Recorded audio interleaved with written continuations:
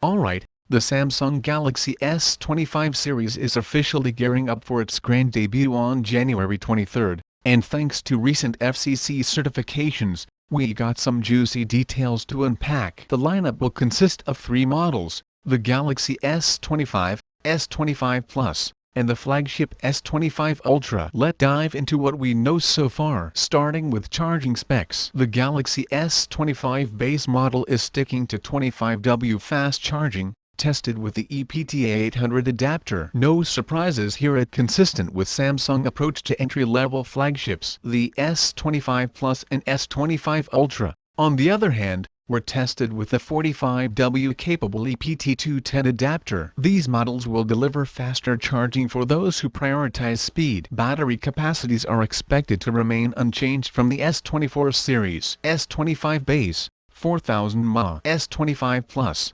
4900 mAh. S25 Ultra, 5000 mAh. Wireless charging is also confirmed for the Ultra model, listed under model number EJPN 960. When it comes to connectivity, all 3 models will support Wi-Fi, Bluetooth, GNSS, NFC, and for the Plus and Ultra, ultra-wideband UWB. The base model skips UWB, but let's be honest, UWB is mostly relevant for niche features like car smart keys or smart tags right now. One major change this year, even the base S25 model will now come with 12GB of RAM, reducing the gap between it and the higher-tier models. Here where things get tricky. Rumors suggest that the price of the Galaxy S25 base model might see a significant jump. While that extra RAM is nice, many will wonder if it justifies the cost increase, especially since it still lags behind in areas like charging speed and UWB support. And let's be real, 45W charging is a massive leap over 25W in everyday usage,